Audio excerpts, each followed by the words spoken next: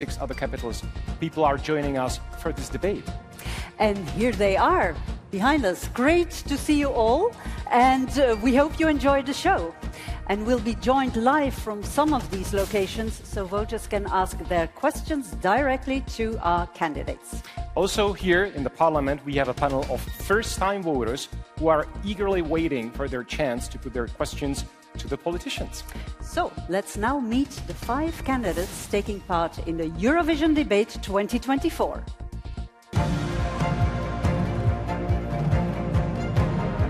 We have Walter Baier, candidate for the left.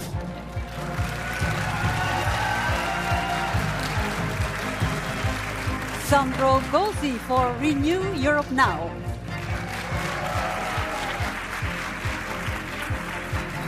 And Reintke, representing the European Greens. And Nicolas Schmit, candidate for the party of European Socialists. Ursula von der Leyen for the European People's Party.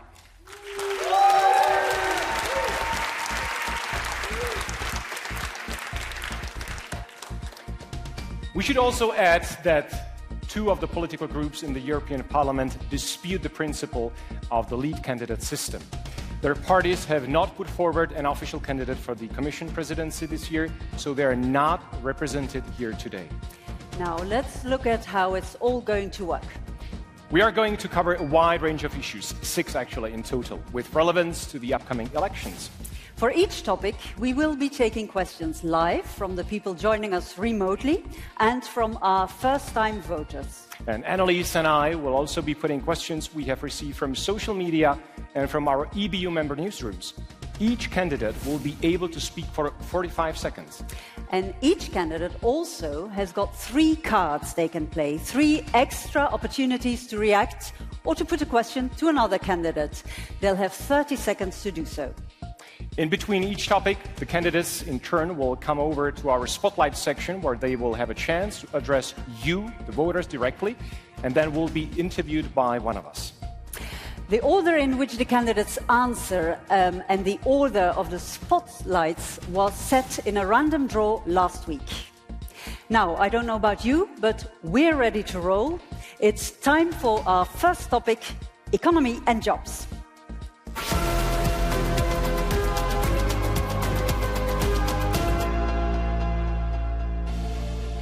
The EU is one of the world's great economic powerhouses, but it's been hit hard by COVID and the energy shock following Russia's full-scale invasion of Ukraine.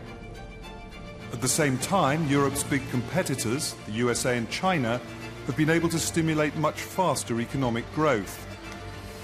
The EU does have plenty of business success stories, and unemployment has generally been falling for a decade. But millions of Europeans are now recognised as living in poverty, and homelessness across the EU has increased substantially. Okay, let's go for the first question. In the most recent Eurobarometer opinion survey, 2 of the top 3 concerns that the EU citizens want to address in this upcoming election were the fight against poverty and also the creation of new jobs. What will you do to meet these specific concerns? Mr. Schmit, let's start with you. Well, I think that first, talking about the economy and talking about socialists, talking about the 2 sides of the same coin. On poverty, I think we have to mobilize. We have an objective of reducing poverty by 15 million. And we have really to give people the right opportunities. Reducing poverty is obviously helping them, but especially giving them good opportunities, job opportunities. And this is fundamental. Now, on the other issue, it is important that people are skilled. I think investing in people is key, because you cannot have an improvement of jobs if people are not skilled. And the job market is changing extremely rapidly. So this together makes a better economy, but also a better living standard. Thank you, Mr. Schmit. And the same question goes to you, Ms. Reintke. In order to be economically successful and competitive in the future, we have to break the so-called contradiction between climate and economy. We need to really push for the possibilities there are in green economy, and with the Green Deal we have taken the first steps to make that possible. But in order to now really put the Green Deal into reality, create green jobs, have a strong green industry in Europe, we now need to invest. And the biggest mistake that we could do right now is to fall back into times of austerity.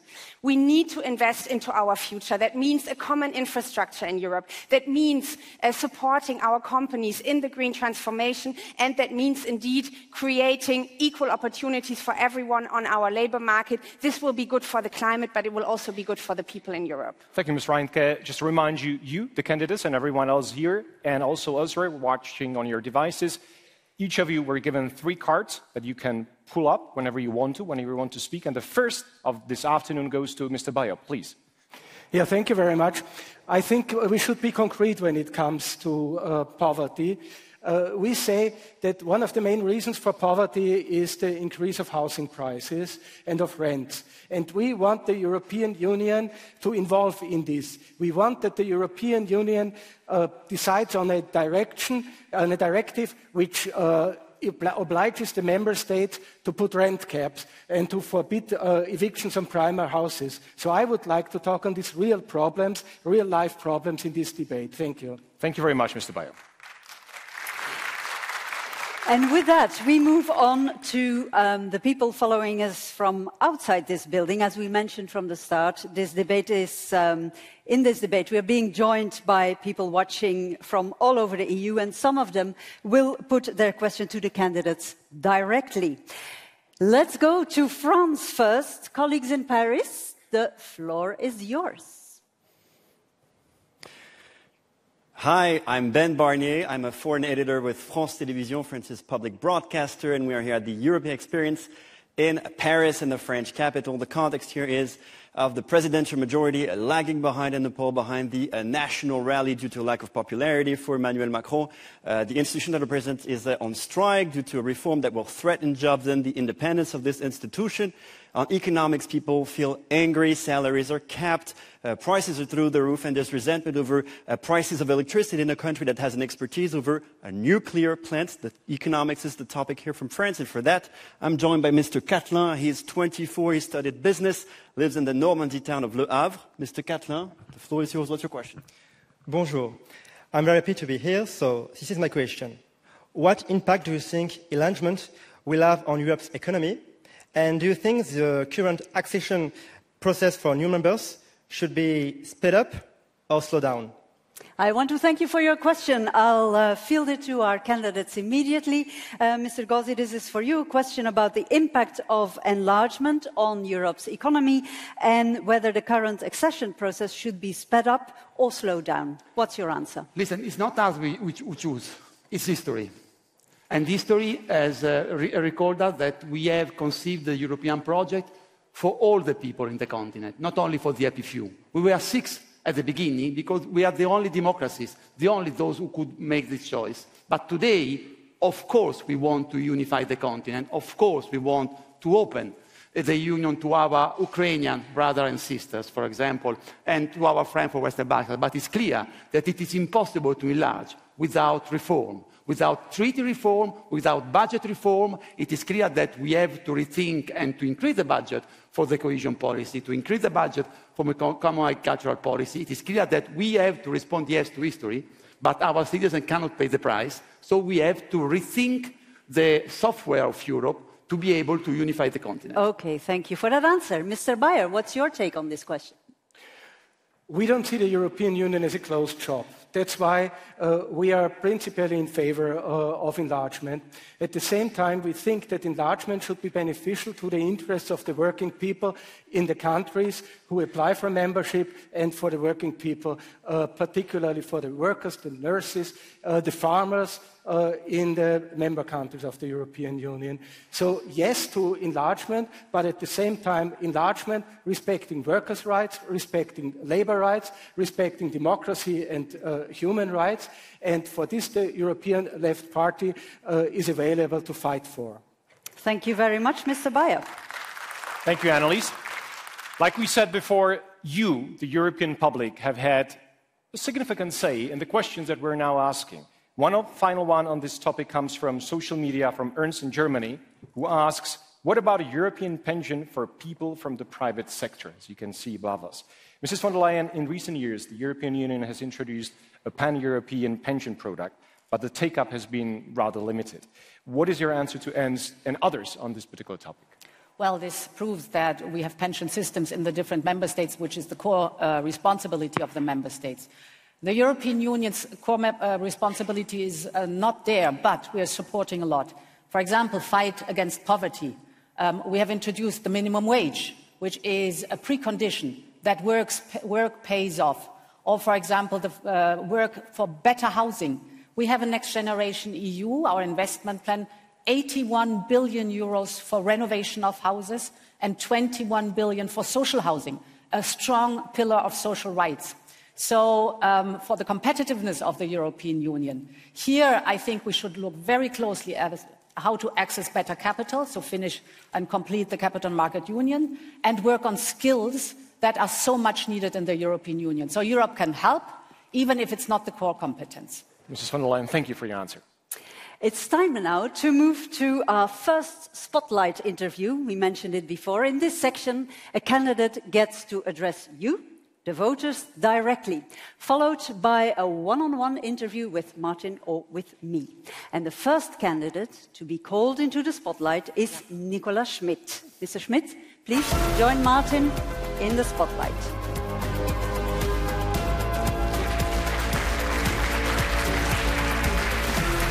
Nicolas Schmit is 70 years old and comes from Luxembourg. He is fluent in 5 languages, including Luxembourgish. Nico, as he likes to be known, was 17 years old when he first joined the Socialists Workers' Party. So far, he's campaigned in 60 events across Europe, and his favorite quote is from former European Commission President Jacques Delors.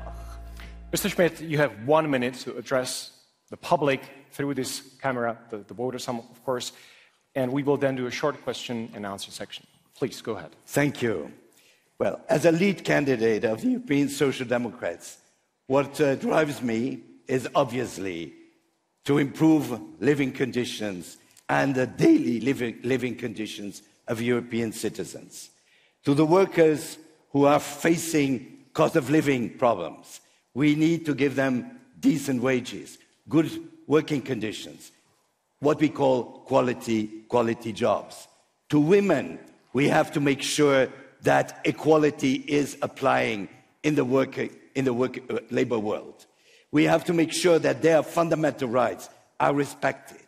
To young people, we have to respond to their wish that the green transition is implemented. But also, we have to give them the right prospects, good jobs, and not precarious jobs. And all those who need good social services, we have to make sure that Europe delivers on good social services. In this period of big changes, I think people have these concerns. And we as Social Democrats want to deliver on that by a strong Europe. A Europe that enters into people's concerns, that delivers, and makes sure that the Europe we want to build is close to citizens. Thank you, Mr. Schmit, for this address. You have stated your priorities in the minute that was given to you, and you've been in the Commission for the last 5 years. So what have you done to make these priorities actually come true? Well, there's a lot we have done, I have done. The minimum wage is one of the great achievements, to give people decent wages all over Europe. There is no reason why in some parts of Europe people have very low wages. They cannot make a decent living out of them. There is the protection of special categories of workers, like the platform workers, who have no protection in many countries. We have now adopted a directive on protecting them, but also protecting them against the interference of algorithms. We have created a child guarantee, because unfortunately in Europe we have millions of children who are in poverty, and we need a strong child policy to take children out of poverty. But parties on the right and on the far right seem to be offer different policies than yours. seem to be on the rise. They seem to be gaining ground. So, I mean, haven't you been in Brussels for too long? Haven't you lost touch with the public? No, I don't think that by achieving what I have just mentioned, which has now to be implemented by member states, that's also an issue. I think we have responded to high expectations from citizens. Never forget, citizens, European citizens, come out of different crises. We had the financial crisis, we had the COVID crisis, we had the Russian war, and now we have to make sure that we put citizens in the heart of our policies and that we assure also better living and better social justice for all. In order to be able to approve this, you need support in the Parliament. My question goes to the inner workings of the Parliament, which is really important for the upcoming 5-year term. Would you work with European People's Party and support their lead candidate, which is important as well, Ursula von der Leyen, if she cooperates with ECR or ID? Well, certainly I'm ready to work with all democratic forces, but I do not consider that ECR or ID are democratic forces. And by the way, on all the Why do you think they're not democratic forces? Well, because they have a very different vision of Europe. Well, having a different vision of Europe doesn't mean that they're not democratic. But look just where they are in power. I was yesterday in Sweden. There is an ID party which supports, or even sometimes more than supports, the Swedish government, which is an EPP and liberal government. And what they are doing on fake news, creating farms producing fake news. This is the case, but also in Italy, we see now attacks against women's rights, against the media. So they do not correspond to the fundamental values Europe stands for. What are the red lines for the support of Ursula von der Leyen? Well, there should be. Our red lines have been clearly exposed. They have been exposed in the Berlin Declaration. They have been exposed in the declaration many other parties have signed. Unfortunately, EPP did not want to sign. And this is no alliance, no arrangement with the extreme right. This is clear, and I would say on such an issue, we need clarity and not ambiguity. That's what I was trying to get from you, the clarity. Mr. Schmit, thank you so much for your time. Please stay. Now, the second topic we want to look into is defense and security. These topics have become more concrete and pressing issues for many in the EU and beyond in these last couple of years. Let's take a look.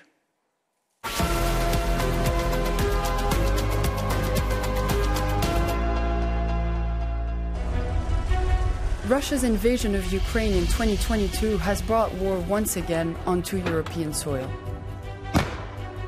EU political support for Ukraine has generally been solid, with billions of euros in aid delivered and more promised.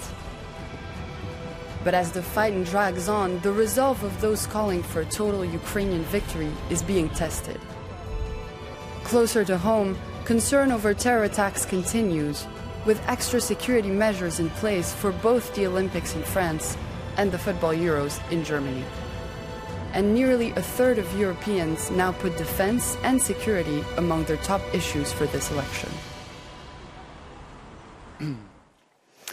Defense and security, I think that's clear.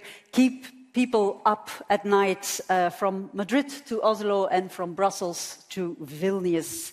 And indeed, it is to Vilnius that we turn for our first question on defense and security. Vilnius in Lithuania, the floor is yours. Vilnius in Lithuania, the floor is yours. Sveiki and hello from Vilnius. My name is Aurimas Piečiukaitis. I'm a journalist from Lithuania National Radio and Television. And here in our headquarters, we are closely following the debate. There is a lot of young people. Standing next to me is Nicolas. Hello, Brussels. He's in the 12th grade. He's going to be a first-time voter. So he has a question for the candidates. So my question would be, how the European Union can enhance the cooperation in the field of defense, make the countries buy defense products together, and make the defense market more integrated? That's a very clear question. Thank you very much for that. And I'll pass it on to you, Sandro Gozi. What can be done? Well, 1/3 of citizens in Europe are right, because brutal violence and aggressive empire are back, and because Putin will not stop in Kiev. This is why we must win in Ukraine. And this is why we need a real European power, as our friend for Vilnius asked. Because either you are powerful to sit at the table and to defend your interests, or you find yourself in the menu, decided in Beijing and Washington. And that is not a very nice perspective for us. This is why we want to develop a European defense industry. This is why we call for a 100 billion euro plan to boost defense and European defense with joint bonds. We are very credible. Our leader, Macron, Callas, De Croo, our Commissioner Breton have worked a lot on this. But you know, there is my last point, there is no real security without more culture and education. For every euro that you spend on defense, you must add €1 for culture, education and knowledge. And with that, your time is up. Thank you very much.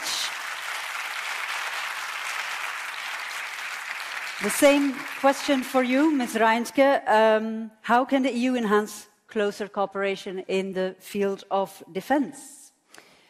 I wish I would be standing here and say that we don't have to put this in the center, because we wouldn't have a brutal war in the east of Europe. We wouldn't have an aggressor like Vladimir Putin in the east of Europe. But we are at a turning point for Europe. And the question on whether we are going to work together on defense and security is going to be key for our citizens. And yes, we have to work together when it comes to procurement, when it comes to research of development. And this is not only a question on whether we can defend ourselves. This is also a question of whether we are spending taxpayers' money efficiently. Because right now, in the European Union, we still have too many only nationally focused projects. So the European Union has to work closer together. We need to have a European fund to spend on defense. But also, let me tell you this, we cannot only end by spending money together, we also finally have to end unanimity in Council when it comes to foreign and security policy. We cannot give people like Viktor Orban a veto right on our security, so let us end unanimity in Council. Thank you very much. And I quickly want to remind you not to forget your cards. You all have 3 cards left, except for Mr. Baier, who already used one. And you may use one after this if you want to, whenever you want to, of course. In some EU countries, people as young as 16 or 17 years old will be able to vote for the first time in this upcoming European elections. We have some of those first-time voters here in the audience with us in Brussels. Let's go now to Maja and Ola from Poland. They are content creators with significant presence on social media, and they're here. So over to you, Maja and Ola. Please. Hi. Yeah, thank you so much. Since 2022, Europe has sent tens of billions of euros worth of aid to Ukraine, much of it as military assistance, and billions more is promised. At the same time, member states have also increased their spending on their own security system and armaments. So our question is, should Europe's priority remain training soldiers and purchasing weapons and ammunition for Ukraine? Or is it now time for the EU to focus primarily on arming its own member states? Thank you. The question is clear. Thank you, Maja and Ola, for this question. And it goes to Nicolas Schmit, please. Well, you know, I share the view that I would prefer not to invest so much money into defense or in helping the Ukrainians. We haven't chosen the war. We haven't chosen the threats coming from Russia and the fascist regime in Moscow.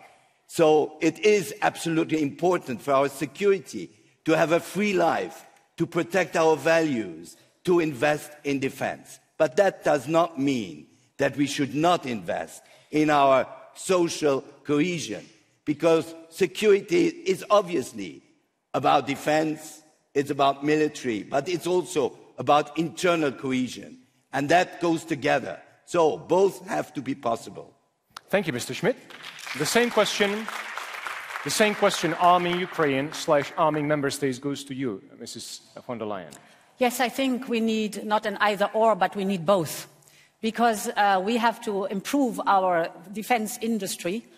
We have to make sure that the fragmentation we have in the European Union stops, that we have common European projects. For example, an air defense shield for all of Europe, like it was proposed by Mitsotakis and Tusk, is a project where all of Europeans could say, yes, we take the money, we invest in that, this protects all of Europe. But of course, first and foremost, we have to stand by Ukraine. Ukraine is fighting a war that is freedom against oppression. That's a war that is democracy against autocracy. Ukraine is fighting for our values and all free nations. So we have to support Ukraine in the first place and, of course, ramp up our own defense at the same time. Thank you very much. Another card that wants to be played is by Ms. Reintke. I believe we cannot speak about security without speaking about what I believe is the biggest threat to our security right now, and that is the rise of the far right. We see that there are far-right politicians that want to destabilize this union, that want to take away the fundament of what has built peace, freedom and prosperity in Europe over the last decades. And we see revelations of far-right politicians that are working with Putin, that are working with China, that are trying to undermine our interests. And the biggest security strategy that we need to have is to prevent a shift to the far from happening. We cannot have the extended arms of Vladimir Putin sitting in parliament. We are going to stand up to that. Europe has to resist to this far-right threat. Thank you, Ms. Reintke. Annelies? Yes. I want to put this question to you. In a recent speech and interview, President Macron of France spoke of Europe facing existential threats and that, and I quote, civilizations can die.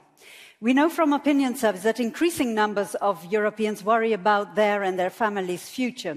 Now, how seriously do you think Europe is existentially threatened? And what is your message to concerned voters? And I put this question to you, Mr. Baier. I think the most urgent threat to security is the ecological disaster which we are heading to. And unfortunately, Nicolas, we can spend €1 only once. And now I know that NATO already spends €1.3 trillion on defense. This is 3 times much more than China and Russia combined. European NATO countries spend 2 times more for defense than Russia. And I'm wondering if this is not enough. And that's why I believe we need, for ecological, for political, and also for social reasons, political solutions to the conflicts in which we are in. We need disarmament, we need peace, and we need stability in Europe. Thank you, Mr. Baier. And Mr. Gozi, I see you put up your card, and Mr. Schmit after that. Mr. Gozi. Yeah, no, I would like to address myself to Mrs. von der Leyen, because we all share the need to strengthen defense. But I have to say that I'm a little bit disappointed with your record in this term, because your first speech on European defense came in October 2023. You promised a European sovereignty fund. You come up with a little step, and with 1 billion euro, the industry defense program, 1 billion euro, we need 100 more. We don't know whether you are in favor of Eurobond for defense. So how can you ensure that in a new term you would better comply with your words? Okay, thank you very much. Ms. von der Leyen, you can reply. 30 seconds. So I think it is absolute paramount indeed to look at the financing of defense. And I've been very clear. I've just proposed a project that we could do as a common European project. And here it is up to us to say, yes, we want to fund it together as Europeans, but then we have to speak about how is the funding. There are 2 options to do that, either national contributions or new own resources for the European level. And I think it is now time to really speak about new own resources for the European level. You cannot give tasks to the European level without funding it. So we should join forces and talk to the member states and be in the parliament strong to say, now let's work on the new own resources for the European level in order to really fund our defense. Thank you for that. Before I move to you, Mr. Schmit, I just want to check, Mr. Baier, did you mean to pull a card or was it by accident? Yeah, I did. You did, okay. So I go first to Mr. Schmit and then I come to you. Mr. Schmit. Well, I hear all the time these figures, how much we spend and how less the Russians spend. You have to look what happens every night in the sky of Ukraine. bombing children, bombing hospitals, bombing civil institutions, houses. You have had a good point on housing. They are destroying every day houses in the Ukraine. And if we are not supporting Ukraine boldly, well, we know that the Russians will be directly at our borders. They have transformed their economy into a war economy. Everything goes into defense. Now, on peace, yes, everybody would like to have peace, but on which conditions? On Putin's conditions, saying what is mine is mine and what is yours is negotiable. That's Stalin, and we cannot enter into such a deal. Time's up, Mr. Schmit. Thank you very much. Mr. Baier. I want to see a safe, a sovereign Ukraine with safe borders. And I want to see a reconstructed Ukraine. And that's why I'm asking you, when will you cancel the debt which is on Ukraine? 100 billion euros for fighting for the values which unite us with them. But then, secondly, and that was the reason why I pressed the button, I'm really amazed by the fact that we are standing here talking about peace and security, and nobody even mentions Gaza and Israel. And in Maastricht, time's up, Mr. Baier. I'm sorry to say, no one is pulling a card so far. In Maastricht, I was asking you, and I do it repeatedly, when will the European Union put sanctions on Israel to stop the murdering in Gaza? Thank you, Mr. Baier. Ms. von der Leyen, I would like to give you a right to reply to that pointed question. Yes, we all know that it is a dramatic situation in Gaza. We should not forget where it comes from. The 7th of October was the brutal attack of Hamas on innocent people. And this is horrible, and we have to acknowledge it. But I was always clear also with the government in Israel that Israel has the right to defend itself, as laid down in the UN Charter, but it has to do this in line with international and humanitarian law. The situation in Gaza is catastrophic. This is the reason why we have quadrupled our humanitarian aid. This is a reason, actually, to set the record straight, why we have not suspended UNRWA payments, but we have paid the first tranche as it was meant in March, now in May and in September.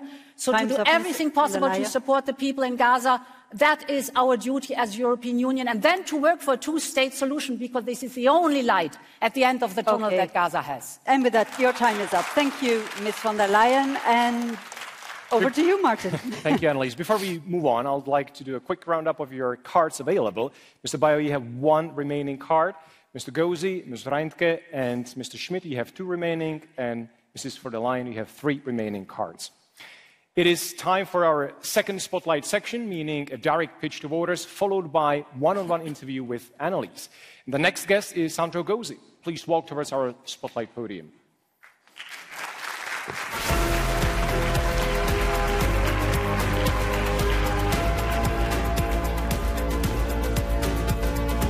Sandro Gozi was born in Italy on March 25, 1968, and now lives in France. He speaks 5 languages and started his political career at 37 years old, working with former Commission President Romano Prodi.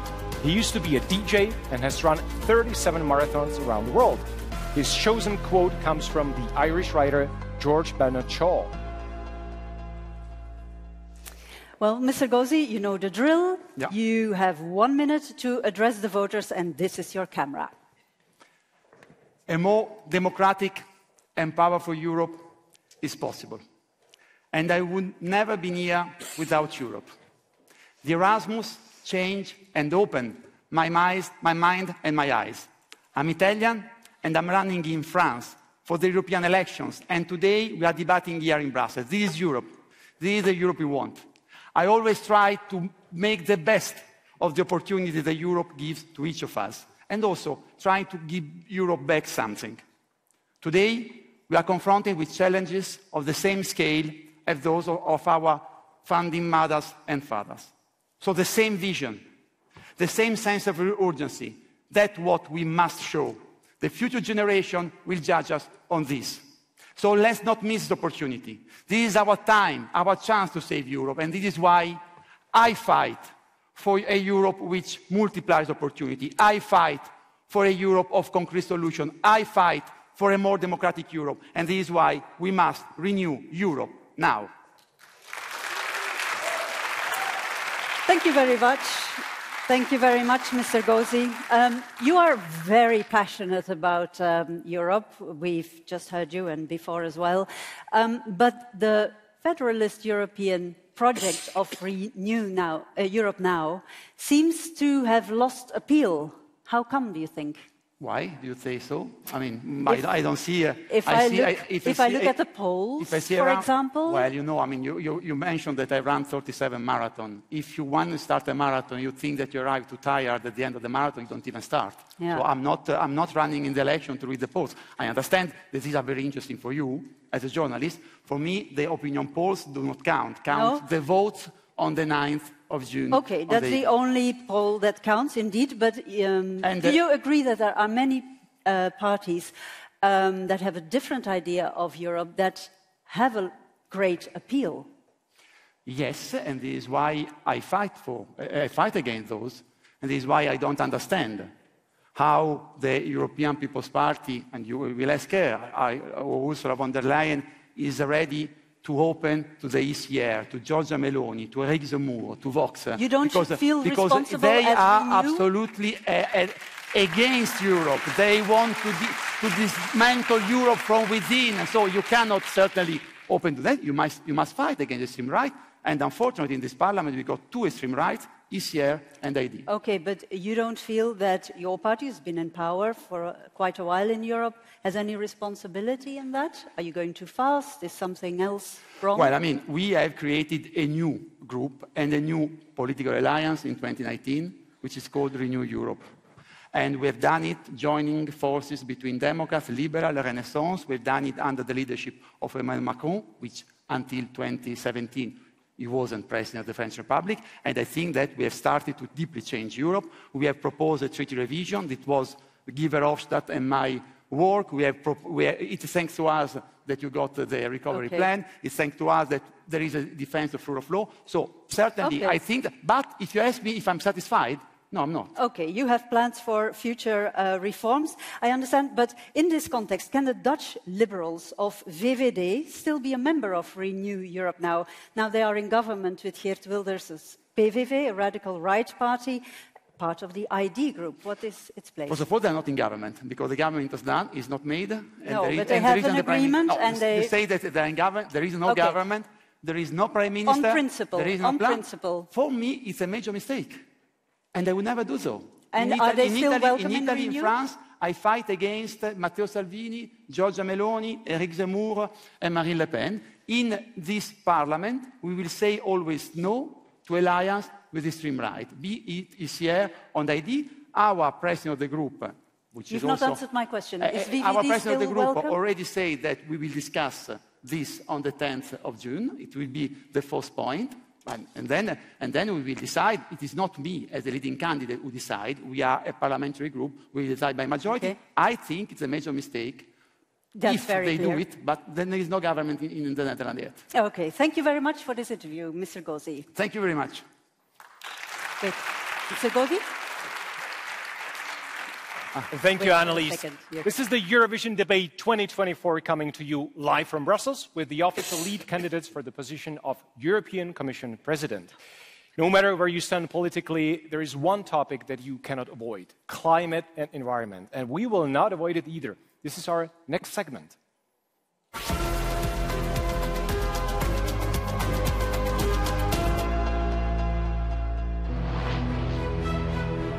With recent deadly floods and wildfires, Europe has been no stranger to the predicted impacts of climate change. The EU response has been its Green Deal, a roadmap of measures designed to ensure climate neutrality by 2050. All across Europe, there are signs of the shift towards renewable energy. But these efforts have also brought tension as farmers and other opponents push back. They argue Brussels is moving too quickly, imposing new environmental rules and form-filling on a still fragile economy. Well, as we heard in the video, it's not only farmers who have concerns about the way climate policies are being implemented. Many businesses also worry about extra bureaucracy. So the question is, how can the European Union meet its climate goals without damaging economic growth? Ursula von der Leyen, this is your question, please. We've seen that climate change is a fact, and this is the reason why I put the long-term perspective to have climate neutrality by 2050 in this mandate. Everybody agreed. The member states, the parliament, everyone agreed. So this is cast in law. Now we have built the framework, the legal framework, to get there, the roadmap that is so necessary. And indeed, now we are in a phase where we have to implement it, where we have to make sure, and this is why we have the dialogues with industry and with the farmers, to ask them, what is it what you need to reach climate neutrality? What is it what you need to fulfill the roadmap? And this is something where now in the farmers' dialogue, for example, the answers are very clear from the farmers. They say, we want climate neutrality because we live off nature. We know that we want to get there, but please, we want to move from conditionality to incentives. We want to move from massive reporting to, for example, modern technologies like drones. Let me hit on my button, then I have another 30 seconds. You want to go? Yes. Well, it happened for the first time that you want to prolong your answer. Okay, you have extra seconds. Please go ahead. Let's go from massive reporting, put that aside, to modern technologies, for example, satellite and drones, to control what is necessary. And the same goes for the industry. We have so many strengths. We are leaders in clean technologies. Now we have to get it on the road, and that is the task of the next mandate. Thank you very much. You haven't even used your seconds, but a good choice. Mr. Schmit, the same question goes to you. Can the climate goals policies be implemented without damaging the economic growth? No, I think that the right climate policy can enhance a new type of sustainable growth. But this is not for free. So we have to mobilize in Europe huge resources, huge investments to transform, to decarbonize our industry, our agriculture, our daily lives. And I think this is the issue. How can we mobilize the resources?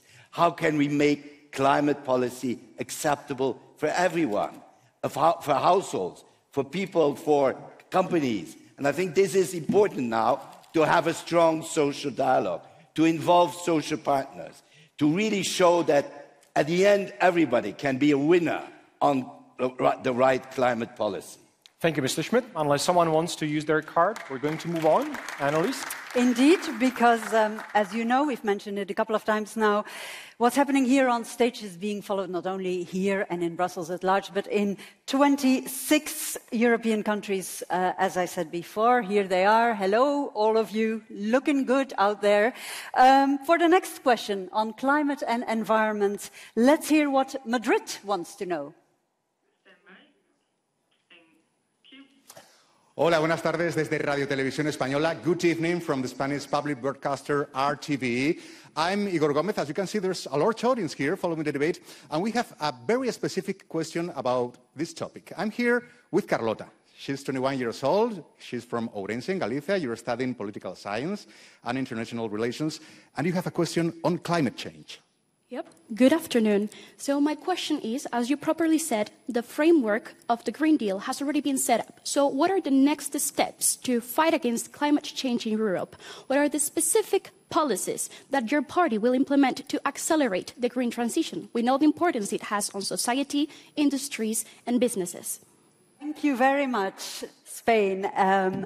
Yes, a very pointed question, I think, a very urgent question. Terry Reintke, what is your answer? And very easy to answer in 45 seconds, but I will try. I think the first point, having a green industrial deal. I come from an industrial area in Germany, and I can see what kind of potential the Green Deal has for big companies who are producing different products, who are seeing that there are chances in green technology, in green industry, and we need to follow what we have started and really enable them to put that into practice. The second point that we urgently need is a reform of the EU's agricultural policy, because we see that the farmers cannot live off what they are producing anymore.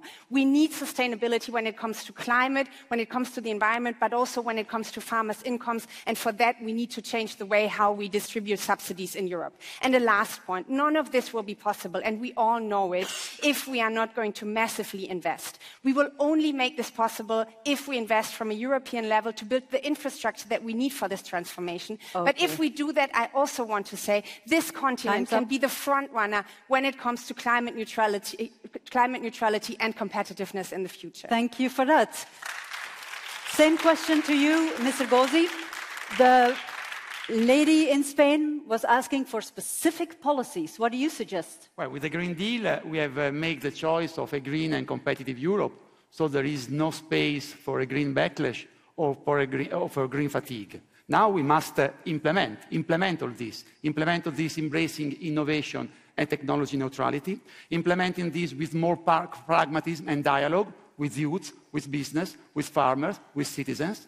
It is not farmers and citizens that must pay for the green transition, so we must create further new owned resources. We have started, but it's not enough. We have to go along this way, and we have to make our single market more sustainable for producer and consumer, to simplify renewable energy projects, to ensure a real right to repair, to ban planned obsolescence and greenwashing. And this is very good, win-win for consumer and for the planet. Thank you very much, Mr. Gozi. And let me just check, Mr. Baier, you were not planning to use your card, were you? No, I did not. Okay. No, just checking, making sure.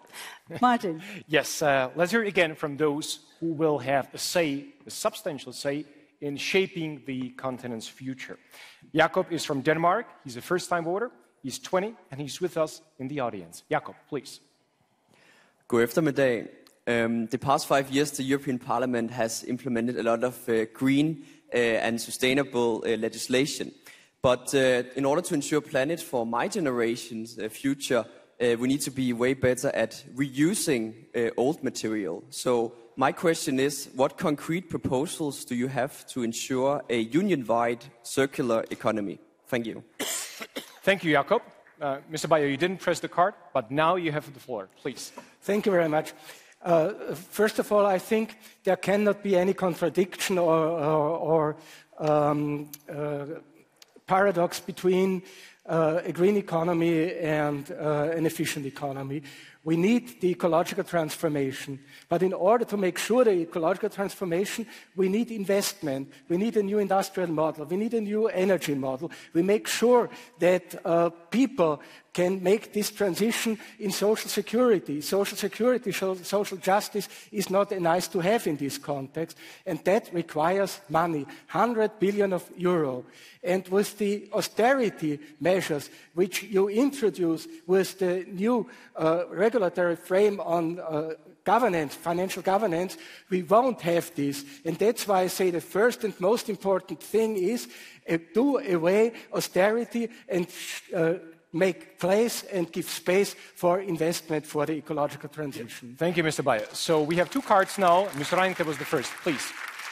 I would actually like to answer this question because I think it's a fantastic question. When we look at the Green Deal, we cannot stop by saying we need to get climate neutral as Europe. We also need to look at how we can build a circular economy, because the dependencies that we have seen on fossil imports from Russia, we cannot now repeat with, for example, being dependent on raw materials from other autocracies in the world. So how we can better recycle resources has to become a core issue in how we do business in Europe. And for me, a very concrete way of doing this would be to extend the ETS, so the emissions trading system, also to questions of resource use. Europe has shown that this is possible for emissions, and I think it should also be possible for resources. Thank you very much. We're going to have a chance to talk about it in more detail in the spotlight that is coming out in a few minutes. But Mr. Gozi, you pull up your card. No, I also think it was an excellent question, and I think that is one of our successes, Renew. Because we have made the biggest step to make the single market more sustainable with us, with the Renew Commission, Reinders and Simpson, and we have introduced with Fight for the right to repair. The right to repair now is a reality. You don't have to change your iPhone or your washing machine after 1 year if you want to repair it. We have finally banned planned obsolescence, and we know that planned obsolescence is the biggest unfair thing that we can do to consumer. This is circular economy. And you see how we can adapt our single market to meet the new needs and to go towards the future. Thank you, Mr. Gozi. Mrs. Ursula von der Leyen, you played your card, please. I'm very happy to hear this discussion. Sandro Gozi, I think if you want to be president of the European Commission, you should not single out commissioners. Stand by your college. This is very important.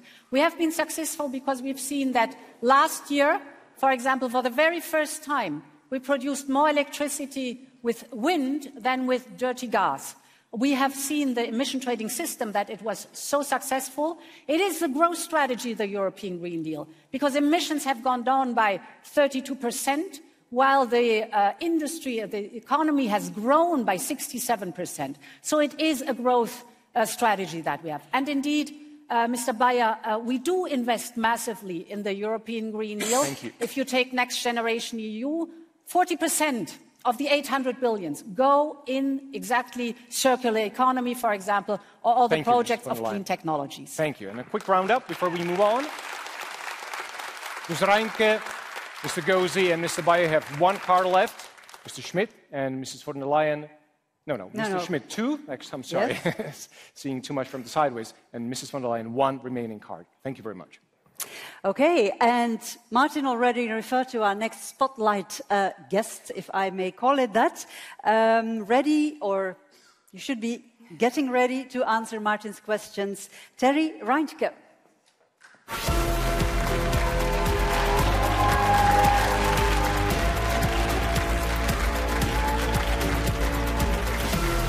Terry Reintke, who is 37 years old, grew up in Gelsenkirchen, Germany, and now lives in Brussels. As a student, she joined the local youth wing of the German Greens, which kicked off her political career. She's an expert at crosswords, and her selected quote comes from German singer and musician Herbert Grönemeyer. The same rule applies to you, Ms. Reintke. You can address the audience and your potential voters through the camera right here. We have 1 minute, and then I'll have a few more questions to ask. Please go ahead. Dear fellow Europeans, the European elections that are ahead of us are going to be crucial for the future of this beautiful continent. I myself come from a country where in the 20s and 30s of the last century, conservatives but also liberals underestimated the threat of the far right. I joined politics because I wanted us to make sure that we can never let that happen again. And for that, the European Union is key, because we have managed to build over the last decades a space of freedom, peace and prosperity in Europe. But this is at stake now, because the climate crisis is not waiting. Only together we can tackle the climate crisis, support green industry, create green jobs and create a future for all of us in Europe. Together we can do it. Choose courage. Choose green.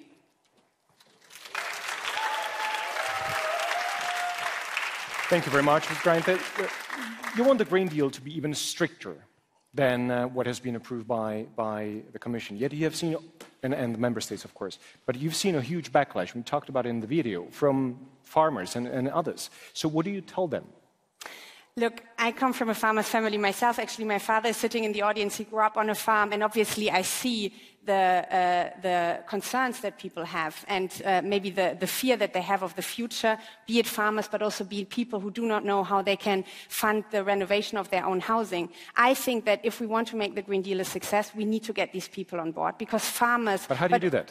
You do that by, for example, supporting them in the green transition that they do themselves. One of the most successful projects that we had in Germany was to build small solar panels on balconies. People who have that can see that they're producing their own electricity, and that it's not only good for the climate, but it's also good for their pockets. And exactly these small steps we have to take to get all of us on board, because if we don't invest in tackling the climate crisis now, it is going to become much more expensive in the future. So it's, from a climate neutrality standpoint, but also from an economic standpoint, smart. The Greens, and that's probably what your voters want from you, you don't want to compromise too much on issues like environment. But by not doing this, are you not risking to be sidelined?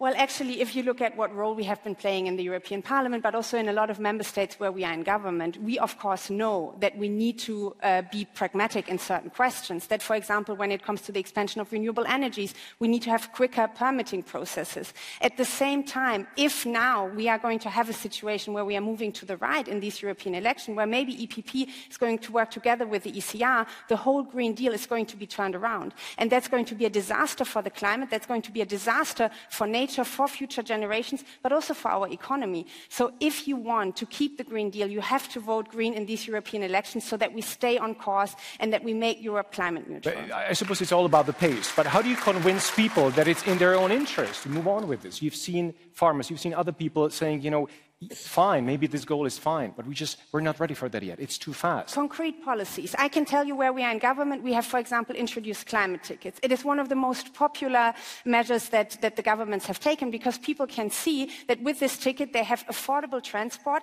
but they also do something good for the climate. So these kind of policies we have to look at, how we can take people on board. And then I strongly believe, I mean, look at what is happening in Saarland. Look at what is happening in other parts of Europe. Climate change is not something in the future. It's happening now. And we need people to understand that and to be on board tackling this crisis. If your policies are right, why don't opinion polls show that? Because you seem to be, I mean, in the end, losing some members of the European Parliament in the election. I mean, I know that the polls will only be here in a couple of weeks, but that's what the polls say now. So I guess your message is not as appealing as you might think.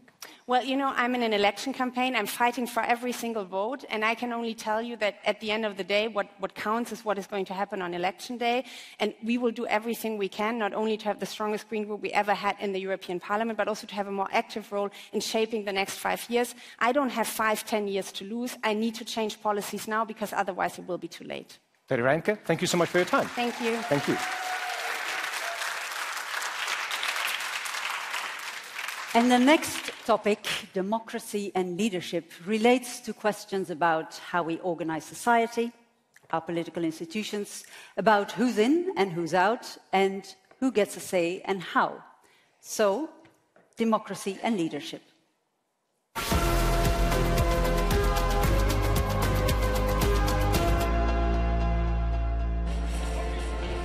Last week's assassination attempt on the Slovak Prime Minister was a reminder, if one was needed, of how fragile democracy can be.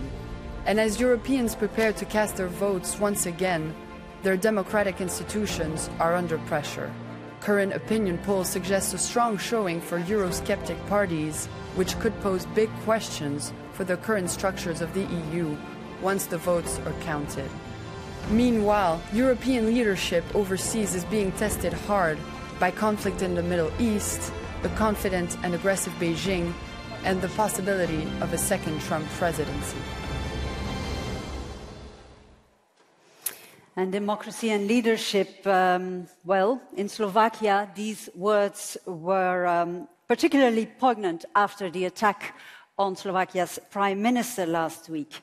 So, we are happy to have you on board today, dear colleagues in Bratislava, Slovakia. What is your question regarding this topic? The floor is yours. Hello from Bratislava, from Radio and Television of Slovakia. My name is Klaudia Mikolášová and I am here with audience in our creative center. It's been a dramatic week shooting on the Prime Minister Robert Fico. So this is our question by Esther Joba. Esther? Good afternoon. I have a question for you.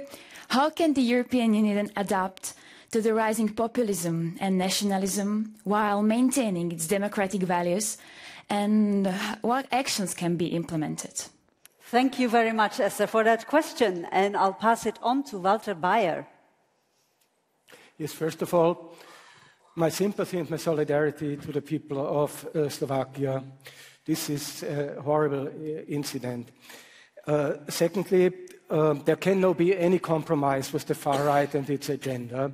We must prevent these people from coming to power, and that's why I was really shocked, Mrs. von der Leyen, hearing you in Maastricht saying it depends on the outcome of the elections whether you will go in coalition with them or collaborate with them. And at the same, I must say, Mr. Gozi, I'm shocked by that what I hear from the Netherlands. It cannot be that liberal parties ally with the far right. But secondly, I strongly believe that the core of the problem of the far right is the social question. And unless we give dignified lives, decent housing and secure jobs to the people, we will not be able to defeat the far right in Europe.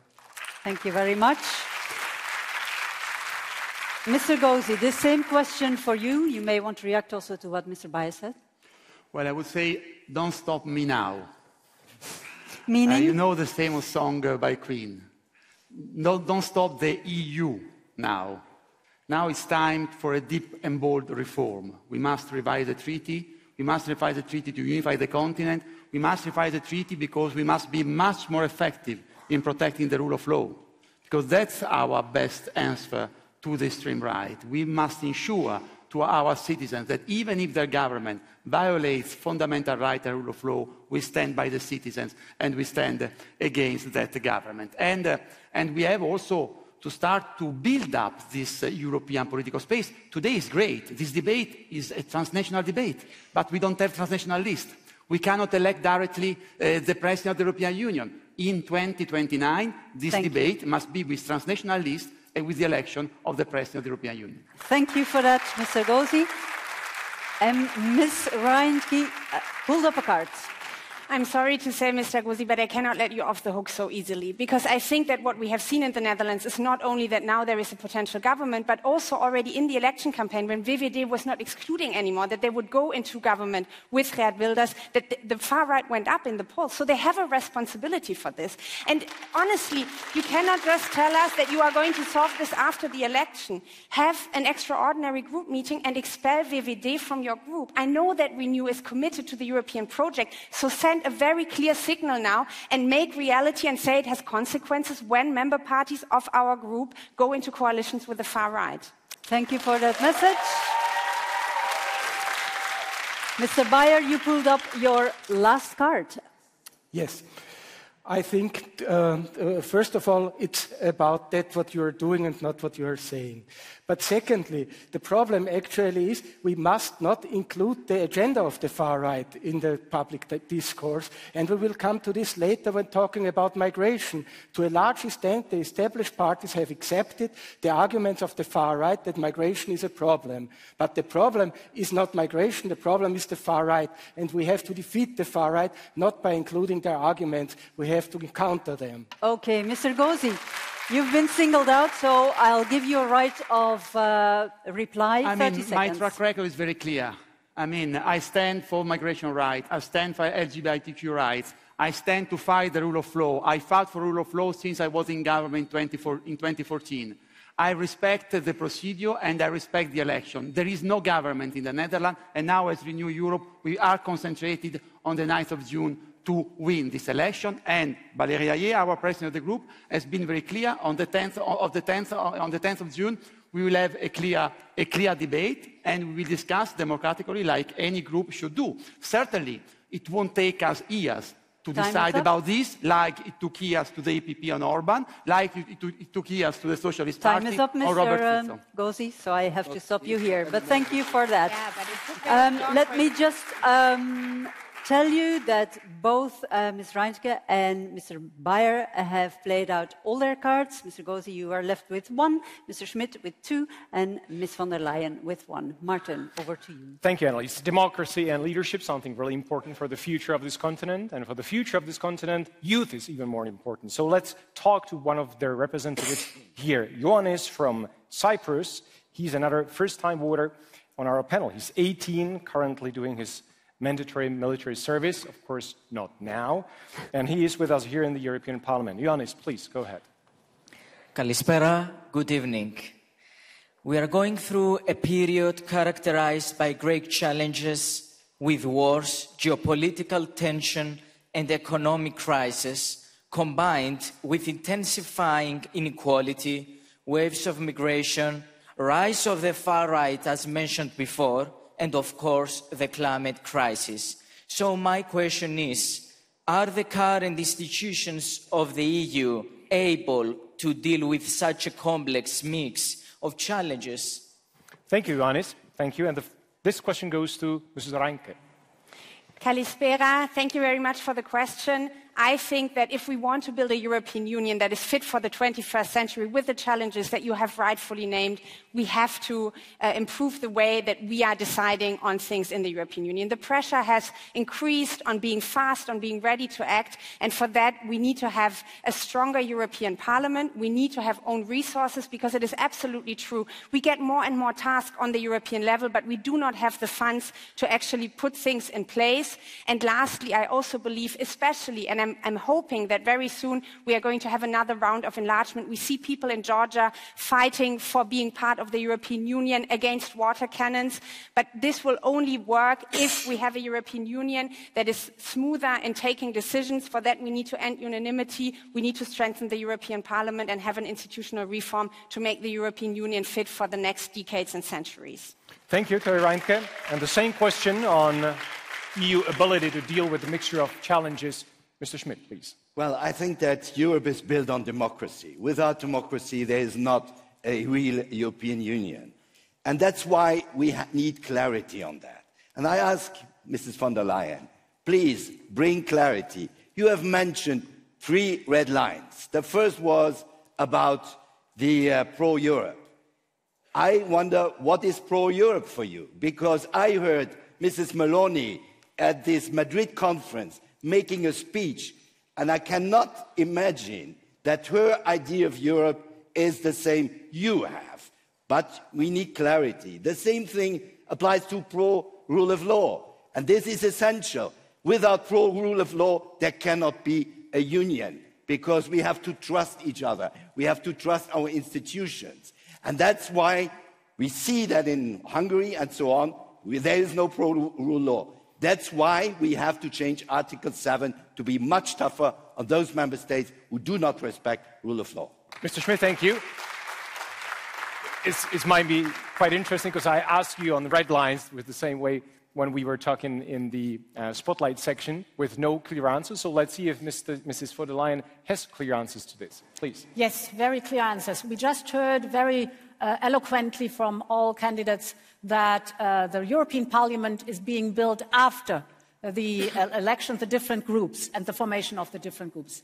And therefore, I think it is very important to set a very clear principles. With whom do we want to work?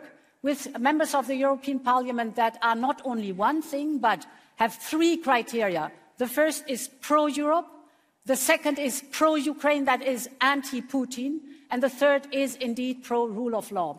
And if you look at, for example, Rassemblement National, or AfD in Germany, or if you look at Возрождение, or Konfederacja in Poland, all these may have different names and different principles, but they have one thing in common.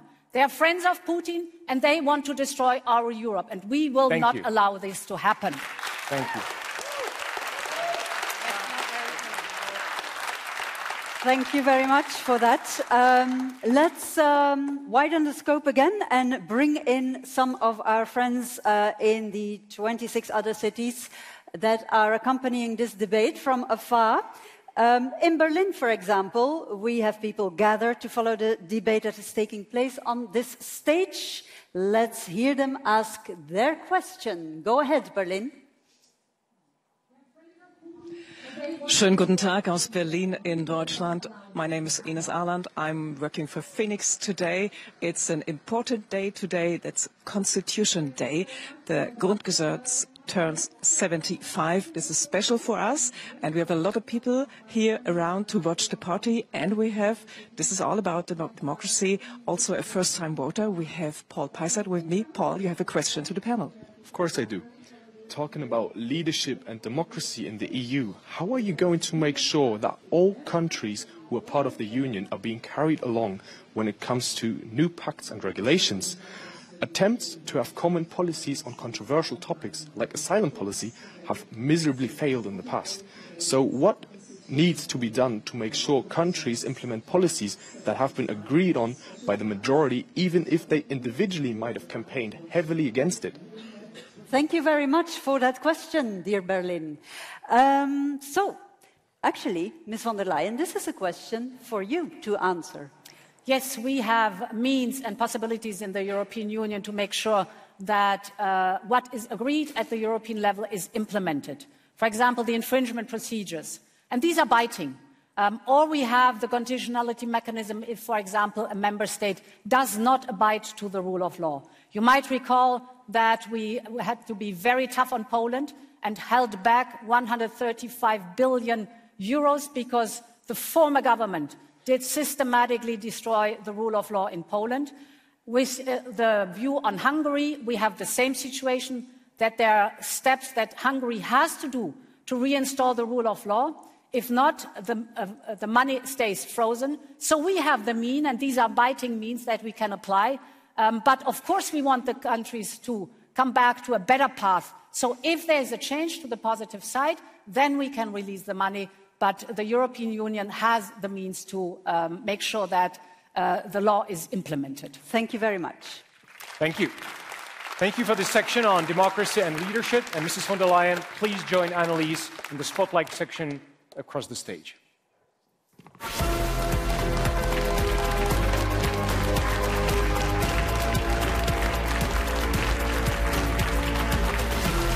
Ursula von der Leyen is the current president of the European Commission. She was born in 1958 here in Brussels and entered local politics in the 1990s in Germany. She speaks 3 European languages. A fun fact is that, for a TV show at least, she was once rescued from a dustbin by the actor Hugh Jackman. Her favorite quote is from a US Supreme Court Justice, Ruth Ginsburg. Welcome, Ms. von der Leyen. As with the others, you have 1 minute to address the voters in that camera. So, hello. Campaigning for being president of the European Commission for a second mandate is one of the best things that ever happened to me in my life. I've been now in 11 different member states, and of course in the next 2 weeks more to come. And I meet people from all walks of life, all generations. The most fascinating are the young people because they are the strongest supporter of Europe. And when I ask people, what is it what you expect from Europe? The answer is always the same. They want a strong Europe. They want a Europe that cares, that protects, and that prospers. And I'm ready to build a majority for a strong Europe because the center must hold. I want to stand up with all my experience and all my determination for a strong Europe, for our democracy, for our prosperity, and for our security. Thank you very much, Ms. von der Leyen.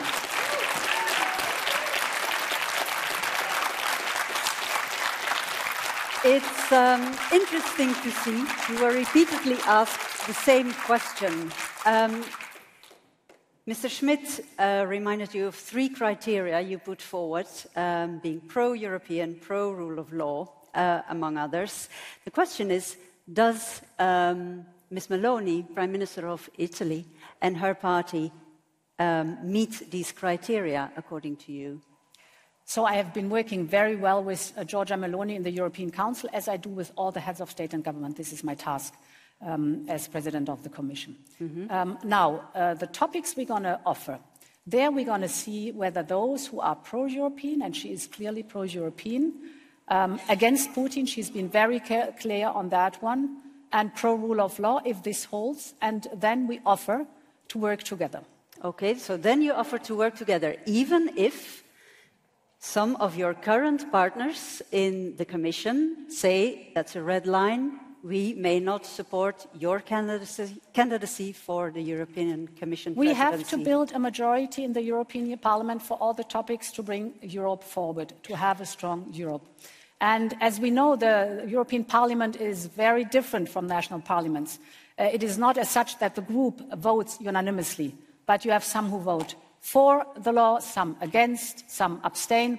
So it is always that you come with an offer, and this offer is for those who want to bring Europe forward. And this is exactly what I'm planning to do, actually, which I have done this mandate too. Okay, because at the very beginning, there was not a clear majority at all. No. And for example, if you take the climate law... But just to make sure that I understand you correctly, you are preparing to work together with the ECR.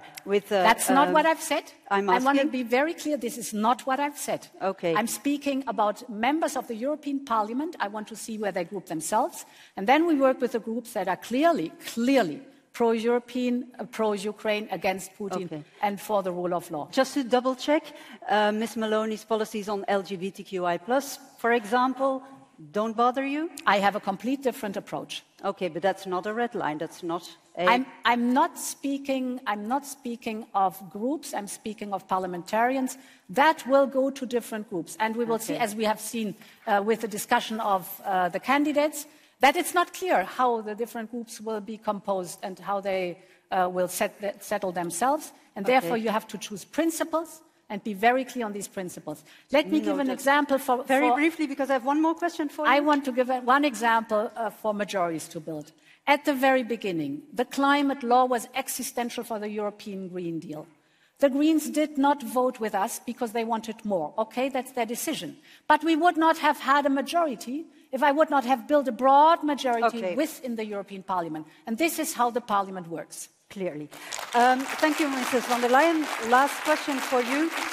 This week, several European countries recognized the Palestinian state. From the very beginning, after 7th of October, you threw your weight behind Israel really quickly. Looking back, do you think you may have moved too quickly without backing of your European members and partners?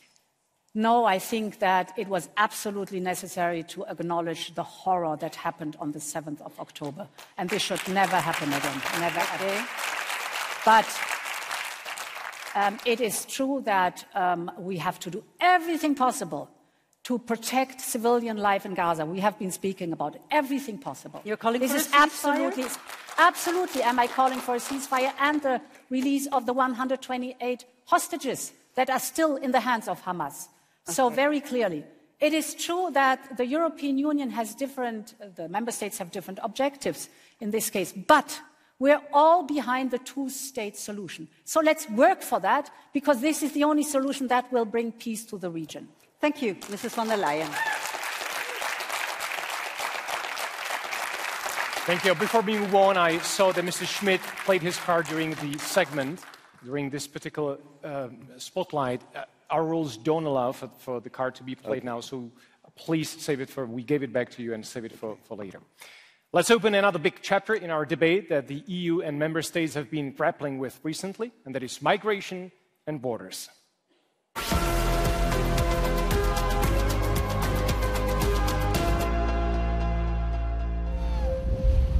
Migrants arriving on Europe's shores have provided some of the defining news images of the past decade. There has been sympathy for those seeking refuge, but also concern about the impact their arrival may have on society. Irregular arrivals, as they're known, make up only a tiny percentage of total migration into the EU. But overall, the demographic makeup of communities throughout Europe is changing. Many voters are looking for political leadership on the issue, and some are turning to anti-immigration politicians for solutions. After years of wrangling, the Parliament finally passed an overhaul of migration laws last month, but there is still a long way before we actually see individual countries and the Commission putting them into practice. This has become so toxic politically. So is immigration, and maybe following on what Ioannis had to say about the mixture of problems, is migration simply proving to be subject beyond the ability of the EU to regulate? Ms. Reintke. I think migration is a topic where we can clearly see that having toxic populist debate is not going to help us find solution. We are an aging continent. We will need migration if we want to sustain our hospitals, if we want to be economically successful, but we need to talk about how we can manage migration. We need to create legal pathways, and yes, we need to have a resilient asylum system so that we make sure that the chaos on our external borders ends. But for this, we need to have policies that are both meeting humanitarian standards as well as are implementable in reality. And I think we still have a way to go there as a European Union. But let me finish by saying one thing. Despite our differences, I think one thing has to be clear, that we need to end the dying in the Mediterranean Sea. So let us fight in this legislature to bring across an EU-wide search and rescue mission for the Mediterranean. Thank you. Mr. Gozi, same question to you. Is European Union able to regulate migration? Yes, this is a question for you, Mr. Gozi. Well, first of all, let's remain human. When people risk to die at sea, you go and save them. End of the story, without asking about the status. That's what we have to do as Europeans. And I was in government. And I was in government in 2014 during the migratory crisis. And I know better than anyone on stage how the division between Europeans turned the Mediterranean into a cemetery. And I can assure you all that if back then we had the new Asylum and Migration Pact, we and the asylum seekers would have been much better off. But now we have also to open the new chapter, legal economic pathways. We need to work on the economic migration. We need to have European economic quota to satisfy our labor needs and to better cooperate with the country of origin. So yes, Europe can take back control on migration in a human way. Mr. Gozi, thank you. And let me remind you that Ms. von der Leyen still has one card, Mr. Schmit too, and Mr. Gozi has one. The other two have played all their cards. Now, the impact of migration is different in every member state of the EU, although many concerns, of course, are shared among them. Now, let's turn to one of the outer borders of the EU, to Greece, and hear what their question is regarding this issue. Καλησπέρα από Ελλάδα. I am Cleo Nicolau from the Greek public broadcaster, ERT, and I am here with many young Europeans. Among them is Athina Fatsea, a young European, a translator, and a member of a European think tank that is going to ask the question. I would like to ask you what concrete step would you propose to take at the EU level to enhance the integration of migrants, fostering social cohesion and minimizing potential tensions in countries that are getaways for migration, like Greece. Thank you. Thank you very much for that question. And it's yours to answer, Mr. Baier. Social security, education, integrating people in the working process. But let me answer in a very personal way to this discussion on migration. I never met my grandma because she died in Auschwitz. And she died in Auschwitz because in 1938, the so-called Western democracies failed to open borders for the refugees. Shame on them. And nowadays, the European Union fails to open the border for refugees, abolishes the right to individual examination of asylum applications. And I say this is disgraceful, this is shameful, we should be solidaristic, we should be ready to receive these people in dignity and respect their human rights. Thank you, Mr. Baier.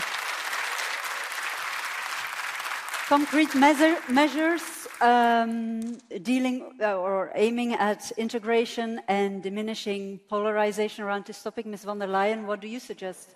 So, diminishing polarization, we should, after all, these two stories that you were talking about, who is behind it? It's organized crime. It's smugglers and traffickers. And therefore, we have to fulfill our international obligations. Yes, those who need protection and asylum are given protection and asylum. But we are the ones in Europe who decide who comes to the European Union and under what circumstances, and not the smugglers and traffickers. This is paramount. And therefore, we have to be very clear. Those who are here irregularly and are not eligible for asylum have to go back home. But we need legal pathways for safe and secure ways to come to the European Union. And last year, 1 million asylum applications were in the European Union, but 3.7 million migrants came legally to the labour market. Well integrated, that works. Thank you very much, Ms. von der Leyen. And no one else pulls up a card, so it's over to you, Martin, for the next Thank you, Annelies. Our next first-time voter is the oldest of our group. He's 31. I hope he doesn't mind us saying that. But it's still the first time he will be going to the EU ballot box. He's a student and a football coach. Patrick from Croatia, please take it away. Hello. So, as someone diagnosed with chronic disease and I have multiple sclerosis, I'm particularly concerned about individuals who must leave their home due to war or other reasons and also have some serious health conditions. So my question is, what more can be done at the European level to support people with significant physical or mental health needs without placing extra burdens or the health system of individual member states? Thank you. Thank you, Patrick. Thank you very much. And this question goes to Mr. Schmit, please. Yes, thank you. I think Europe is a big solidarity project. And solidarity first has to start with those who suffer the most, who are the most vulnerable. And I think we have really to work on people with disability, with health problems. We have to help also in the different countries, these people who are suffering from different health issues or disabilities. But I have to say one word, so I pushed my button here. I agree with smugglers and traffickers, but that's not the whole story. When I look at the situation in Tunisia, and I suppose that you know what's going on in Tunisia, what happens to the refugees who are pushed into the desert, who are really beaten up, some of them killed. This is not Europe. These are not European values. This is an agreement with, yes, this is an agreement with a very special, nasty dictatorship. So don't tell us it's about fighting smugglers. It's about fighting the refugees which are pushed to the desert, and many of them die. Le Monde has made a very interesting study with many other newspapers. And this is the problem with these agreements, Thank you, Mr. I Schmit. do not agree with. Thank you for your answer. Mr. Gozi, you're playing your card now. No, but I listened to Nicolas and I fully agree about this bit, about Tunisia. We fully agree, but I would like to understand, Nicolas, where do you stand as socialist? Because, you know, we have voted Asylum and Migration Pact here in this parliament. And two delegations of the big countries who are the most affected by migration, Italian delegation in the Socialist Party and the French delegation in the Socialist Party, voted against. We start to take back control. We provide effective answers to be human, to do what you want to do, and half of your group voted against. So where do you stand in the future? Where do you stand? Would you be in favor? Are you in favor of the Asylum Migration Pact as we are, or are you against the Asylum Migration Pact like the Partito Democratico, Partito Socialista, and Rafael Guzman? Mr. Schmit, you've been directly approached, so please reply. And by the way, you've been given your card back because you put it in your previous answer. I stand with the Migration Pact. It's not the ideal, but it is the beginning of a better European solidarity. Perfect. This is my position, that it could be and should be improved, but always keep in mind our values. If we make concessions on our values, Europe will be weakened. Thank you very much, Mr. Schmit. Thank you all. And to conclude, just to note that Mr. Baier, Mr. Gozi, and Ms. Reintke have played all their cards, and there's an extra card showing up. You pushed the button. That's what happened. Of course, I'm so sorry. It's a very important discussion. And we spoke now about the Migration and Asylum Pact. But we should be also clear-eyed about the countries of transit and of origin. And what we do is we invest in these countries. This is the first thing to do, that they have good jobs that are created there and people have an income and can stay. Second, we invest in education.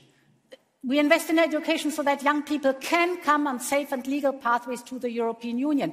And I think this is the way to deal with these countries and not just to exclude them and slam the door. Thank you very much. And with that, we conclude this part of the discussion. And we move to the last spotlight session. Walter Baier, may I ask you to join Martin in the spotlight?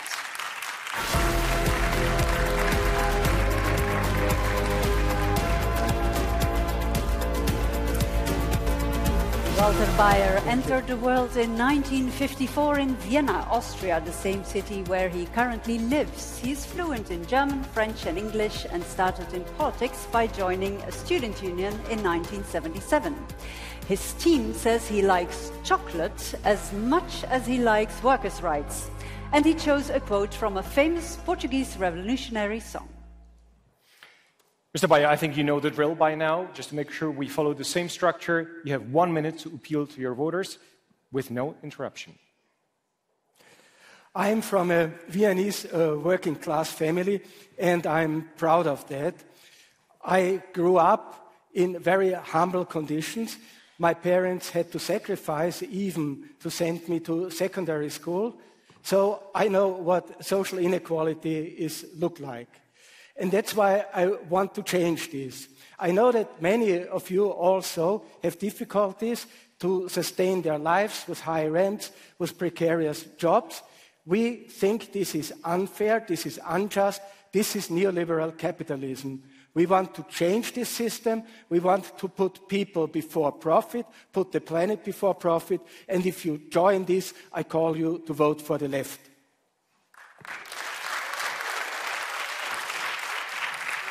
Thank you very much, Mr. Baier, for this direct address. Let me get back to defense, that you seem to have very strong views on. You advocate for a negotiation between Ukraine and Russia. How do you negotiate with someone who's bombarding a neighboring country?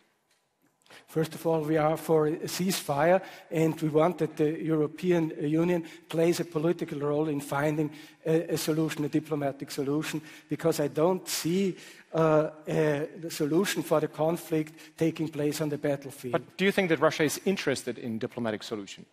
We must put pressure on Russia. China must put pressure on Russia. This is happening. The European Union is putting pressure on Russia. Or is it not? Obviously, the European Union does not take any effort in mediating a political solution, trying to find a diplomatic solution. After 500,000 deaths, when will this end? We must put an end to this terrible war in order to create a safe and prosperous Ukraine in the future. Let me get to another very important point. You oppose NATO expansion.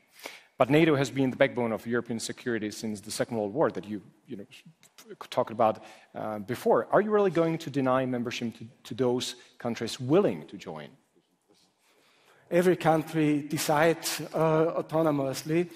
My country, Austria, is a neutral country and wants to stay a neutral country. And I believe that security in the future cannot be based on military blocks, but must be based on a collective system of security, on arms reductions, and on measures which reduce the threat of a war happening in Europe.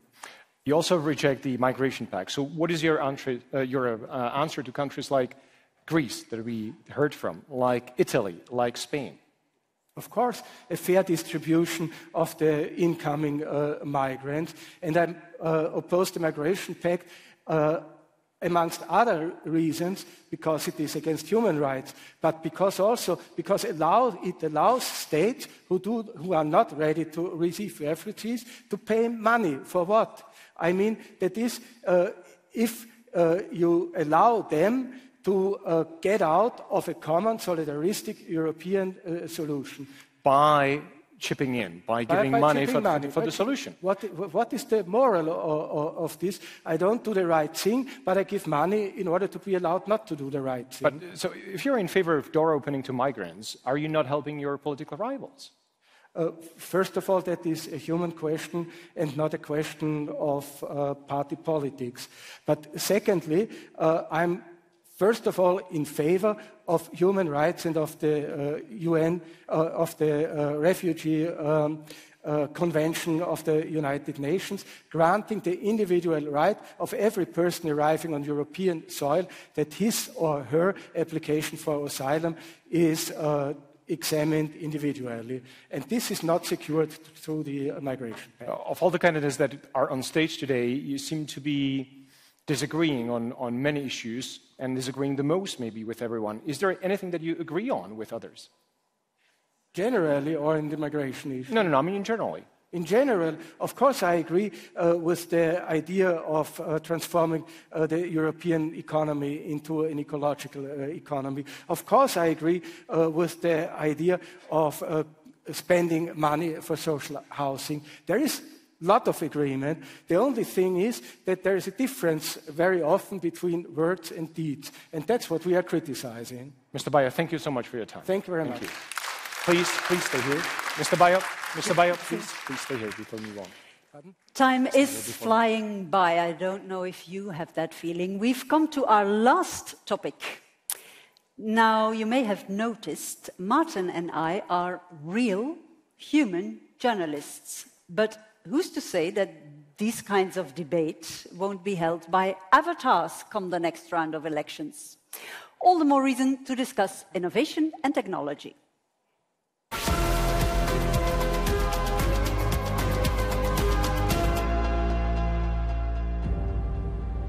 Social media and the internet, and now artificial intelligence, are revolutionizing our world. But it is a revolution where American software and Chinese hardware are so far proving dominant.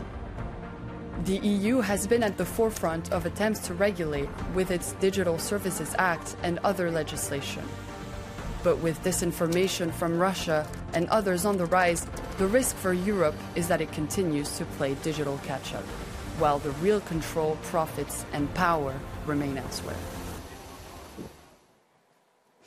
And here we are again. The idea behind this debate is to bring in as many concerns and questions as possible from across Europe. And across EU countries, our public broadcaster colleagues have helped us make that possible. And there they are.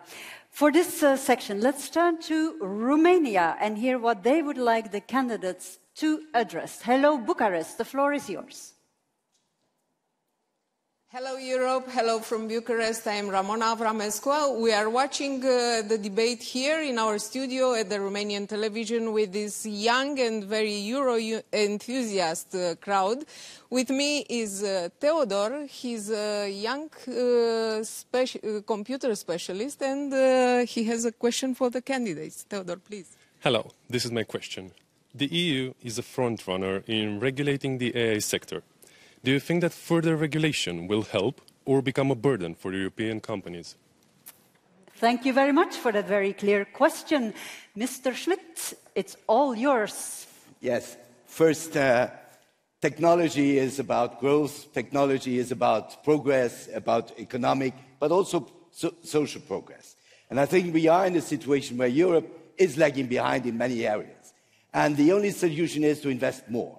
So it's not austerity policy which helps us. It's really investment policy.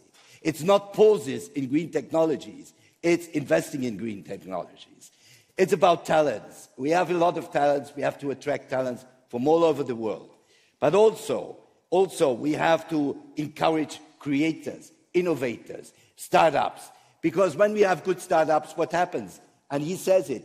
It's not about regulation. It's about not getting the finance. And that's why we need the right finance. We need this capital market union. I do not quote bankers very often, but there is a banker having said, if you want the Green Deal, you will not get it without the capital market union. If you want technological progress, you will not get it without. Okay. So this is the way Europe has to go. Thank you very much. I remind you that you still have one card left. Ms. von der Leyen, same question for you. It's really about the pros and cons of regulation in terms of innovation and European companies that want to go down that road. Yes, we have been very careful in our AI Act and in the Data Act, for example, that we enhance growth and all these fantastic ideas and opportunity that, for example, artificial intelligence brings. But it, of course, also has its risks. And therefore, we were the first continent, the first region in the world to regulate this. And take the topic of TikTok, for example. TikTok, we have been, with our Digital Service Act, we have been able to say to TikTok, listen, we're going to investigate in the way you damage the mental health of young people, with TikTok Lite, for example. And the moment this announcement of investigation came, TikTok withdrew TikTok Lite, the app, from the market because they knew what would come. So we have leverage through a legislation that helps people while opening the door to innovation. Thank you very much. Time's up. And thank you for bringing the issue of TikTok, which is really important, innovation, technology, young voters. Let's go to Ninette from Belgium. She's 17. There you are, I can see you, yes. She's our youngest first-time voter, I should say. She's a student and a DJ from Antwerp. Ninette, your question, please.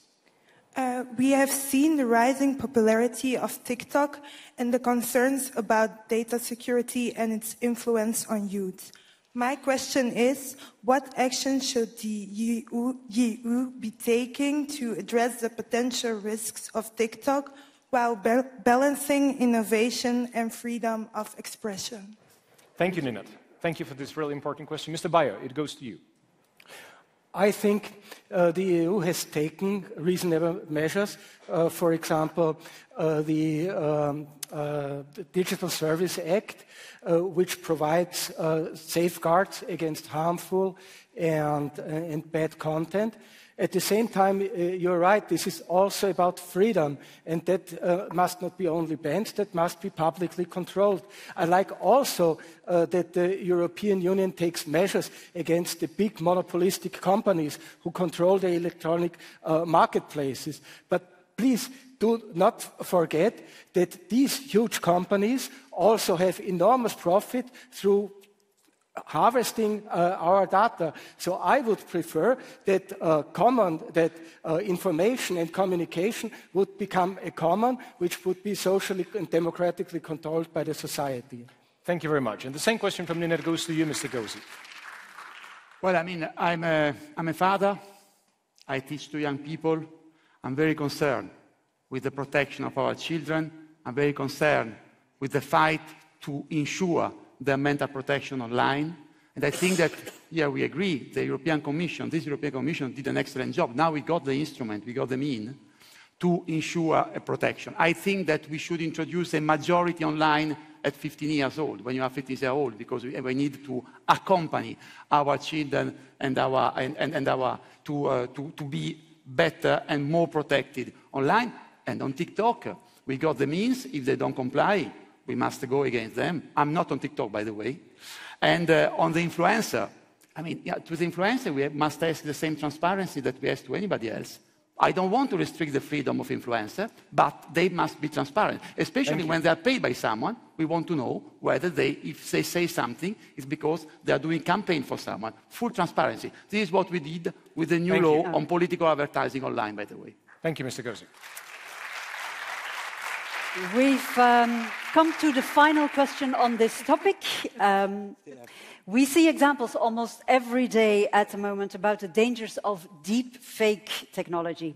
What would your Commission do to make sure that Europe's citizens know when they are seeing and hearing a real person and not a very lifelike fraud? And this last question goes to you, Ms. Reintke. I absolutely think we need more transparency, and we also need to have the platforms take responsibility for this and to take down maybe content if it goes into that direction. The enforcement of the Digital Services Act will be key here. Just having a law on paper is not enough. We need to enforce it. But let me end by saying something very personal, because I know that there are a lot of people in Europe right now who are afraid. I am myself in a relationship with a wonderful French woman as a binational lesbian couple. We see in queer communities, we see amongst black people, amongst migrant communities, amongst poor people that they're afraid of the future and they don't know what is going to come with this election and whether they can still call Europe their home. And I want to be absolutely clear here. Europe is your home. Let us stand together with solidarity. Let us fight for equality and diversity. This continent has thrived on these values, and we can win these elections with exactly these values. Thank you, Ms. Reintke. Most of you have played their cards. Mr. Schmit, you have one card left. It's yours to play if you want to. Yes, on technology, I wanted to say that the world of work is changing fundamentally. Due to algorithms. This Commission launched the platform directive, where there is an important part also on the control by algorithms on workers. And this is a major, major challenge. I fully agree with all the issues about fake news and TikTok and so on. But we have really to have an idea about how the world of work will go in the future. I'm not against artificial intelligence, but it has to be human-centered. Thank you very much, Mr. Schmit. And with that, we conclude this debate. Yes, the thank you doesn't go to you, Mr. Schmit, only, but to all of you. And we have come to the end. It's been a real pleasure debating Europe's future with all of you before the election that comes up at a crucial time in our history. Thank you very much for joining us here in Brussels and across the EU. Thank you to everyone who put in questions from all over Europe, and thank you too to the first voters present here. And last but not least, of course, thank you to the candidates for taking part in this debate.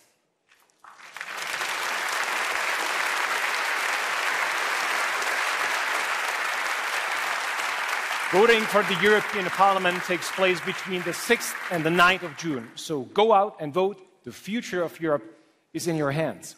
And we hope that this debate offered some food for thought, at least. Thank you very much. And from all of us here, goodbye. Bye.